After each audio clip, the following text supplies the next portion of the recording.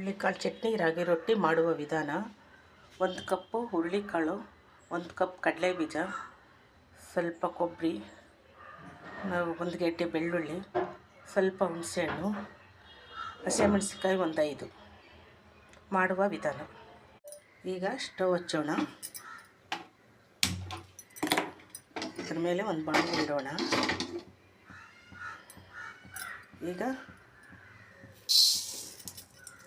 ಹುರುಳಿಕಾಳು ಹಾಕೋಣ. ಅದಕ್ಕೆ ಹುರುಳಿಕಾಳು ಹಾಕ್ಕೊಂಡು ಚೆನ್ನಾಗಿ ಲೋ ಫ್ಲೇಮಲ್ಲಿ ಈಗ ನೋಡಿ ಈ ಥರ ಲೋ ಫ್ಲೇಮಲ್ಲಿ ಎಲ್ಲ ಕ್ಲೀನಾಗಿ ಹುರ್ಕೊಂಡು ಆಮೇಲೆ ಒಂದು ತಟ್ಟೆಗೆ ತೆಗೆದಿಡೋಣ.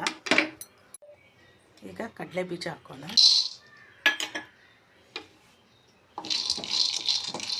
ಕಡಲೆ ಬೀಜ ಸ್ವಲ್ಪ ಕೆಂಪಾಗೋವರೆಗೂ ಹುರಿಯೋಣ.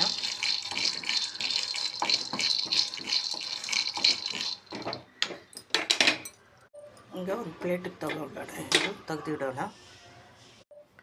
ಈಗ ಹಸಿಮೆಣಸಿನ್ಕಾಯಿ ಹಾಕೋಣ.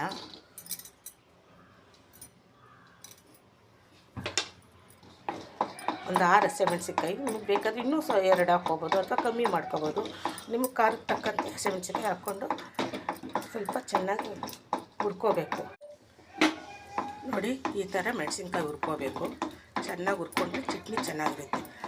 ಅರ್ಧ ಹುರಿದ್ರೆ ಒಂಥರ ಹಸಿಮೆಣಸಿನ್ಕಾಯಿ ಸಸ್ಕೊಂತರ ಹಸಿಮೆಣಸಿನ್ಕಾಯಿ ಸ್ಮೆಲ್ ಬರುತ್ತೆ. ಈ ಥರ ಹುರ್ಕೊಂಡು ಸ್ಟವ್ ಆಫ್ ಮಾಡೋಣ. ನೋಡಿ ಫ್ರೆಂಡ್ಸ್, ಹುರುಳಿಕಾಳು ಹಾಕಿದ್ದೀವಿ. ಹುರುಳಿಕಾಳು ಹಾಕ್ಕೊಂಡು ಒಂದು ಸುತ್ತ ಆಡಿಸ್ಕೋಬೇಕು ಮಿಕ್ಸಿಯಲ್ಲಿ. ಆಮೇಲೆ ಕಡಲೆ ಬೀಜ ಹಾಕೋಣ. ಆಮೇಲೆ ಇದಕ್ಕೆ ಕಡಲೆ ಬೀಜ ಹಾಕೋಣ.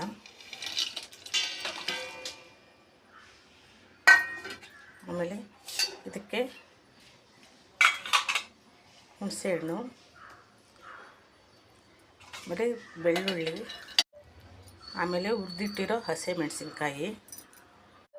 ನೋಡಿ ಫ್ರೆಂಡ್, ಹಸಿಮೆಣಸಿನ್ಕಾಯಿ, ಕಡಲೆ ಬೀಜ, ಹುರುಳಿಕಾಳು, ಕಾಯಿ ಮತ್ತು ಹುಣಸೆಹಣ್ಣು, ರುಚಿಗೆ ತಕ್ಕಷ್ಟು ಉಪ್ಪು ಮತ್ತು ಕೊತ್ತಂಬರಿ ಸೊಪ್ಪು, ಬೆಳ್ಳುಳ್ಳಿ ಎಲ್ಲ ಹಾಕಿ ಮಿಕ್ಸಿ ಮಾಡಿ ಗಟ್ಟಿಗೆ ರುಬ್ಕೋಬೇಕು ಫ್ರೆಂಡ್. ನೋಡಿ ಫ್ರೆಂಡ್, ಈ ಥರ ಚಟ್ನಿ ಈ ಥರ ಗಟ್ಟಿಯಾಗಿರಬೇಕು ಚಟ್ನಿ. ರೊಟ್ಟಿಗೂ ಚಪಾತಿಗೂ, ರಾಗಿ ರೊಟ್ಟಿ, ಚಪಾತಿ, ಮುದ್ದೆಗೂ ತಿನ್ಬೋದು, ಅನ್ನಕ್ಕೂ ತಿನ್ಬೋದು, ತುಪ್ಪ ಹಾಕ್ಕೊಂಡು ಬೆಣ್ಣೆ ಹಾಕ್ಕೊಂಡು ಎಲ್ಲ ತಿನ್ಬೋದು ಫ್ರೆಂಡ್. ನೋಡಿ ಈಗ ರಾಗಿ ರೊಟ್ಟಿ, ಹುರುಳಿಕಾಳು, ಕಡಲೆ ಬೀಜದ ಚಟ್ನಿ.